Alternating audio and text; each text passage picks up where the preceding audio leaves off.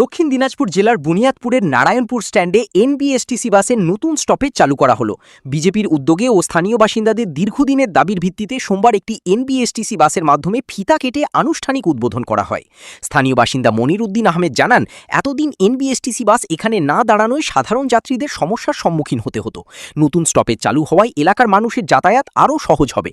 Doctor Mokshed Ali বলেন, নারায়ণপুর হাইস্কুলের বহু শিক্ষক শিক্ষিকাকে এতদিন বুনিয়াদপুরে নেমে স্কুলে যেতে হতো, এখন থেকে তারা সরাসরি নারায়ণপুর স্ট্যান্ডে নামতে পারবেন। উদ্বোধনী অনুষ্ঠানে এনবিএসটিসির কর্মী, বিজেপি নেতৃত্ব ও স্থানীয় বাসিন্দারা উপস্থিত ছিলেন।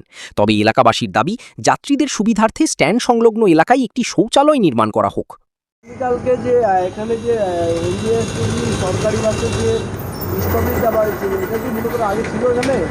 না, আগে ছিল না, কালকে হয়েছে। নতুন সরকার আসছে, এটা আমরা খুব আশা রাখছিলাম, এর আগেও তখন হয়নি, কিন্তু এই সরকার পরিবর্তন হওয়ার পরে কালকে হয়েছে। তাতে অনেক এখানকার স্থানীয়দের, এখানকার প্রতিবেশীদের খুব উপকার হয়েছে। বলছি যে আজকে অর্থাৎ যে কী মানে যে এনবিএসটিসি যে বাস প্রকল্পের যে সুবিধাটি কেমন কী রয়েছে? বিষয়টা হচ্ছে যে আমি এখান থেকে বলছি, নারায়ণপুর থেকে, ডাক্তার মোকসেদ বলছি আমি, যে আমরা প্রথমত বালুঘাট ডিপো অফিসে যোগাযোগ করি। আর যে বিষয়টা বলবো, যে এখানকার সমস্যা যেটা ছিল আর কি, যে এনবিএসটিসির বাস, স্টেট বাস এখানে দাঁড়ায় না, যদিও বাসগুলো খালি যায় তাও দাঁড়ায় না। আমাদের অনেক মানে এখানে সমস্যা থাকে।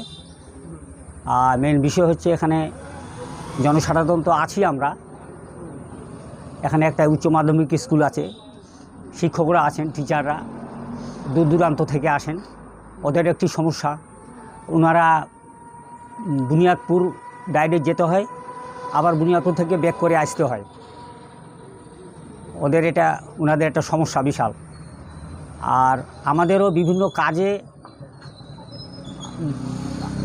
উত্তরবঙ্গের বিভিন্ন ডিস্ট্রিক্টে যেতে হয়, বিভিন্ন কাজে বা অফিসিয়াল কাজেও যেতে হয়, সেখান থেকেও ফিরতেও অসুবিধায়। এখানে পাশে আছে জোরদিঘি স্টপেজ আছে, ওখানে দাঁড়ায়, ওখানে নামতে হয়, নতুবা বুনিয়াদপুরে নামতে হয়, ওখান থেকে ব্যাক করে আসতে হয়। মানে এই যে এখন এই যে সুবিধাটি আপনি যে করলেন, হ্যাঁ, অর্থাৎ মানে এটা কত তারিখে এটা করা হলো? হ্যাঁ, এই বিষয়টা হচ্ছে কি, যে প্রথমত এটার এই স্টপেজের জন্য আমরা বালুঘাট ডিপোতে যোগাযোগ করি, বালুঘাট স্টেট ডিপোতে আমরা যোগাযোগ করি। ওনারা বলেন যে আপনাদের একটা মাস পিটিশন করতে হবে, এমনিতে হবে না, মাস পিটিশন আপনারা করুন, আমরা করে দিব। সেই মোতাবেক হিসাবে আমরা মাস পিটিশন করি। মাস পিটিশন করা হয় 22/12/2025। আমরা প্রথমে একটা মাস পিটিশন দিই, তারপর মাস পিটিশন দেওয়ার পরেই হবে করে দিব এইভাবে বলছিল আর কি। ডিপো ইনচার্জ অশোক চক্রবর্তী, মাননীয় অশোক চক্রবর্তী বলেছিলেন যে আমরা করবই, হবে, এটা আপনারা একটু ধৈর্য ধরতে হবে।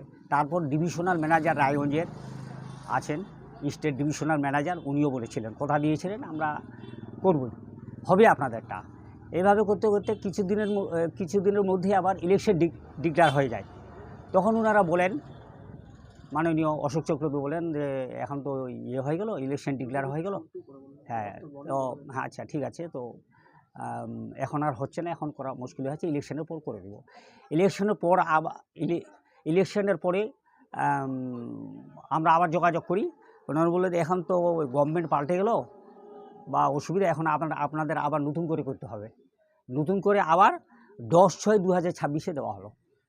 মানে এখানে যে 10/6/2026 যে দেওয়া হয়, হ্যাঁ, বাস কি সরকারি বাসগুলো কি দাঁড়াচ্ছে? আমার উদ্বোধন তো আমরা করলাম, ওনারা ডেট দিলেন সোমবার 22 তারিখে, 22/6 আমরা উদ্বোধন করে দিয়েছি। হ্যাঁ, বাস 2-1টা